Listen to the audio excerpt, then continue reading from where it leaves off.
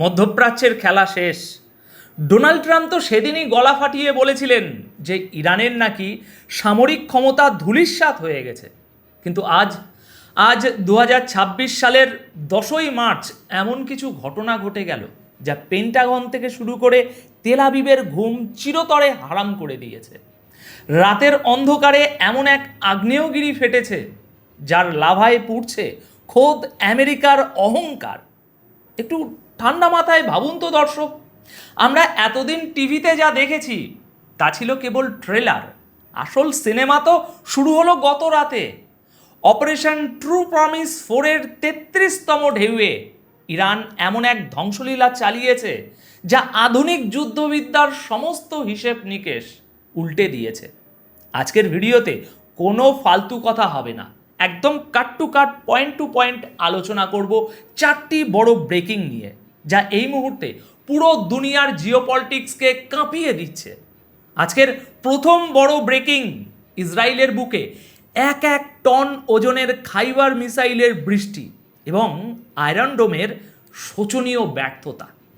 আজকের দ্বিতীয় ব্রেকিং, কুয়েতে অবস্থিত আমেরিকার অতি গোপন হেলিকপ্টার বেসে ইরানের হাইব্রিড হামলা। তৃতীয় ব্রেকিং, আমেরিকার একটা বোকামিতে কিভাবে ফাঁস হয়ে গেল আরব দেশগুলোর ডাবল গেম এবং ইরানের সরাসরি আল্টিমেটাম। এবং চতুর্থ ব্রেকিং, ইসরায়েলের কমিউনিকেশনের হৃৎপিণ্ড ধ্বংস, কিভাবে পুরো ইসরায়েলকে অন্ধ ও বধির করে দিল ইরান। দর্শক, সিট বেল্ট একটু বেঁধে নিন, কারণ আজকের এই বিশ্লেষণ শোনার পর মধ্যপ্রাচ্য নিয়ে আপনার দেখার দৃষ্টিভঙ্গি পুরোপুরি বদলে যাবে। আজ 10ই মার্চ মঙ্গলবার সকাল 11টায় এই খবর পড়ছি। তাহলে আসুন শুরু করি আজকের প্রথম বড় ব্রেকিং দিয়ে। তেল আবিবের বুকে 1 টনের ওয়ারহেড সমন্বিত মিসাইলের আঘাত। দেখুন, যুদ্ধ একটা দাবা খেলার মতো। এখানে কেউ যখন একটা চাল দেয়, অন্য পক্ষ তখন 2 কদম সামনে চালে ভাবে। গতকাল 9ই মার্চের মধ্যরাতে ইরান তাদের খাইবার শোকেন ব্যালিস্টিক মিসাইলের যে 33তম ঢেউ ছেড়েছে, আর সেটা আছড়ে পড়েছে যে ইসরায়েলের বুকে, এটা কোনো সাধারণ হামলা ছিল না। এগুলো ছিল 1 টন, হ্যাঁ দর্শক ঠিক শুনছেন, 1000 কেজি বিস্ফোরক ঠাসা একটা দানব। এতদিন ইসরায়েলের সবচেয়ে বড় অহংকার কী ছিল? তাদের এয়ার ডিফেন্স সিস্টেম, আয়রন ডোম, ডেভিড সিলিং এবং অ্যারো সিস্টেম। পশ্চিমা মিডিয়া আমাদের গিলিয়েছিল যে এগুলো নাকি অভেদ্য। কিন্তু গত রাতের সোশ্যাল মিডিয়ার ফুটেজগুলো যদি আপনি দেখেন, আপনি শিউরে উঠবেন। রাতের আকাশ চিরে যখন ডজন ডজন ইরানি মিসাইল তেল আবিবের দিকে ধেয়ে আসছিল, তখন ইসরায়েলি ইন্টারসেপ্টারগুলো রীতিমতো হাঁপাচ্ছিল। আচ্ছা, এর পিছনের বিজ্ঞানটা একটু সহজ করে বলি। ইরান খুব চতুরতার সাথে সোয়াম ট্যাকটিক্স বা বলা ভালো পাল ধরে আক্রমণ করার কৌশল নিয়েছে। তারা একসঙ্গে এত বেশি মিসাইল ফায়ার করেছে যে ইসরায়েলের র্যাডার এবং ইন্টারসেপ্টারগুলো ওভারলোডেড হয়ে গেছে। একটা সিস্টেম একই সাথে কটা টার্গেট লক করবে? 10টা, 20টা। কিন্তু যখন 100টা মিসাইল একসাথে আসে, তখন ডিফেন্স সিস্টেম কাজ করা বন্ধ করে দেয়। আর আইআরজিসির অ্যারোস্পেস ফোর্সের কমান্ডার মাজিদ মুসাবির ঘোষণাটা শুনেছেন? তিনি গতকাল সন্ধ্যায় পরিষ্কার বলে দিয়েছেন, এখন থেকে ইসরায়েলের দিকে ধেয়ে যাওয়া প্রতিটি মিসাইলের মাথায় অন্তত 1 টন বারুদ থাকবে। একটু ঠান্ডা মাথায় ভাবুন তো দর্শক, এর মানে কি? এর মানে হলো মাঝ আকাশে ওই মিসাইলকে আটকে দিয়ে ধ্বংসও করে দেয়, তবুও ওই 1 টন বারুদের ধ্বংসাবশেষ আর স্প্লিন্টার যখন নিচে তেল আবিবের আবাসিক এলাকা বা সামরিক ঘাঁটির উপর পড়বে, তখন এমনিতেই কয়েকটা ব্লক মাটির সাথে মিশে যাবে। অর্থাৎ মিসাইল হিট করলেও ধ্বংস, ইন্টারসেপ্ট করলেও ধ্বংস। সুতরাং চেকমেট। ডোনাল্ড ট্রাম্প যে দাবি করেছিলেন ইরানের সামরিক মেরুদণ্ড ভেঙে গেছে, এই হামলা তার গালে একটা সপেটে চড়। নূতন সুপ্রিম লিডার মোস্তাফা খামেনির অধীনে ইরান বুঝিয়ে দিল গতকাল রাতে তারা আর ছোটোখাটো খেলা খেলছে না, তারা সরাসরি আর পারের লড়াইতে নেমেছে। প্রিয় দর্শক, এবার দ্বিতীয় খবর, সরাসরি আমেরিকার গায়ে হাত। দেখুন, আমরা সবাই জানি মধ্যপ্রাচ্যে আমেরিকার ক্ষমতার মূল উৎস হলো গালফ বা উপসাগরীয় দেশগুলোতে ওই যে ছড়িয়ে ছিটিয়ে আছে তাদের মিলিটারি বেসগুলো, সেগুলো। কিন্তু গতকাল 9ই মার্চের রাতে কুয়েতে অবস্থিত আমেরিকার আল উদাইরি হেলিকপ্টার বেসে যা ঘটেছে তা পেন্টাগনের ইতিহাসে একটা কালো দাগ হয়ে থাকবে। ইরানের নেভি, যারা কিনা এতদিন শুধু সমুদ্রে সীমাবদ্ধ ছিল বলে সবাই জানতো, তারা প্রমাণ করে দিল যে ডাঙাতেও তারা কতটা ভয়ঙ্কর।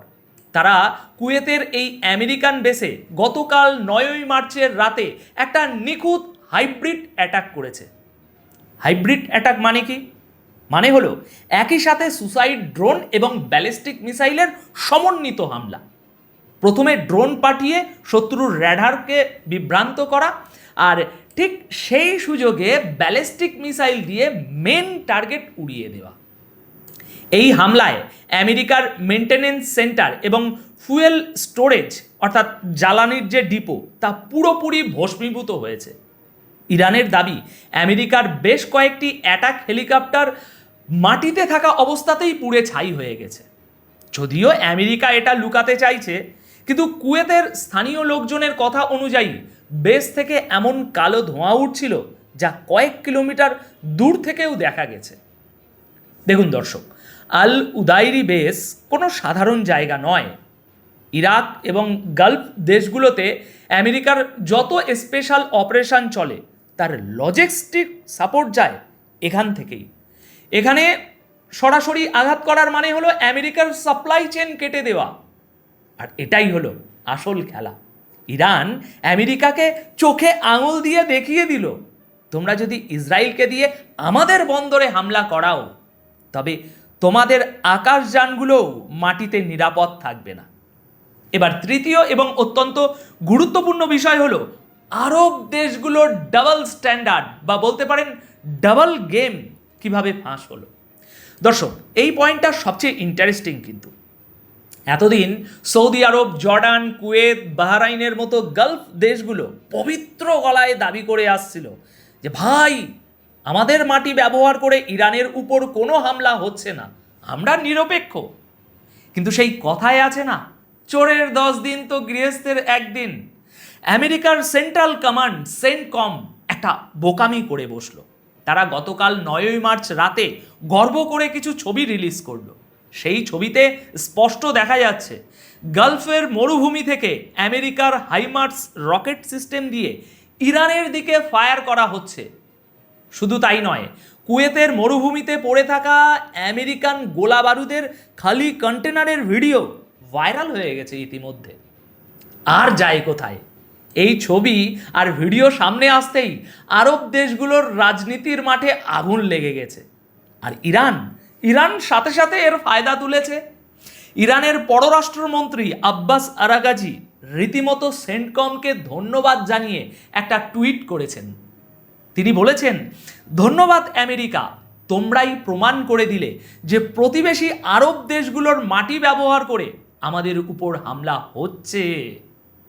এরপরই আজ সকালে আরাগাচি সাহেব যে আলটিমেটাম দিয়েছেন তা শুনে আরব শেখদের ঘুম উড়ে যাওয়ার কথা। এত সময়ে তিনি পরিষ্কার ভাষায় বলেছেন, যেহেতু তোমরা তোমাদের মাটি আমেরিকাকে ব্যবহার করতে দিয়েছ, তাই আমাদের মিসাইল যখন ওই হাইমার্স সিস্টেম বা আমেরিকান বেসগুলোকে ধ্বংস করবে, তখন কোনো আরব দেশ যেন এসে কান্নাকাটি না করে যে আমাদের সার্বভৌমত্ব নষ্ট হচ্ছে। আমরা বদলা নিলে কেউ অভিযোগ করতে পারবে না। দর্শক, এর গভীরতা বুঝতে পারছেন? ইরান মূলত আরব দেশগুলোকে একটা ট্রাপে ফেলে দিল। ইরান বলছে, হয় তোমরা আমেরিকানদের তোমাদের দেশ থেকে বের করো, আর না হলে আমাদের মিসাইলের আঘাত সহ্য করার জন্য তৈরি থাকো। এই একটা স্টেটমেন্ট পুরো গালফ রিজিয়নের সমীকরণ বদলে দিয়েছে। এবার আসি আজকের সবচেয়ে সেন্সিটিভ এবং টেকনিক্যাল খবরটিতে, ইসরায়েলকে কিভাবে অন্ধ আর বধির করে দিল ইরান। দর্শক, আধুনিক যুদ্ধ কিন্তু শুধু বন্দুক আর বোমায় জেতা যায় না। আধুনিক যুদ্ধ জেতা হয় ইনফরমেশন বা তথ্যের মাধ্যমে। আপনার কাছে স্যাটেলাইট আছে, মানে আপনি শত্রুর খবর জানেন। ইসরায়েলের ঠিক এমনই একটি চোখ আর কান ছিল রাইট স্টেশন। এটা তেল আবিবের খুব কাছেই অবস্থিত এবং এটাকে ইসরায়েলের কমিউনিকেশনের কি বলা হয়, হৃৎপিণ্ড বলা হতো। গতকাল 9ই মার্চের মধ্যরাতে একটা হামলা হয়েছে। সেই হামলায় কি হলো? ইরানের নিখুঁত মিসাইল স্ট্রাইকে এই পুরো স্টেশনটি আক্ষরিক অর্থেই ধুলোয় মিশে গেছে। আমি আবার বলছি, ধুলোয় মিশে গেছে। স্যাটেলাইট ইমেজারি যদি দেখেন, হামলার আগে আর পরের ছবির মধ্যে আকাশ পাতাল তফাৎ। ইসরায়েলের যত গুপ্তচর স্যাটেলাইট আছে, সেই স্যাটেলাইটগুলো মহাশূন্য থেকে ছবি তুলে এই স্টেশনেই পাঠাতো। ইসরায়েলি ডিফেন্স ফোর্স, মোসাদ আর আইডিএফ এই ডেটা ব্যবহার করেই ইরানের উপর হামলা চালাতো। এখন এই স্টেশন ধ্বংস হওয়ার রেজাল্ট কি? পুরো ইসরায়েলে রীতিমতো মিলিটারি কমিউনিকেশনে বিশাল ব্ল্যাকআউট তৈরি হয়েছে। একটু ঠান্ডা মাথায় ভাবুন তো দর্শক, আপনার কাছে পৃথিবীর সেরা যুদ্ধবিমান আছে, কিন্তু সেগুলোকে গাইডেড করার মতো জিপিএস বা স্যাটেলাইট সিগন্যাল নেই। আপনার অবস্থা তো সেই অন্ধবীরের মতো, যার হাতে তলোয়ার আছে কিন্তু শত্রু কোথায় সেটা সে দেখতে পাচ্ছে না।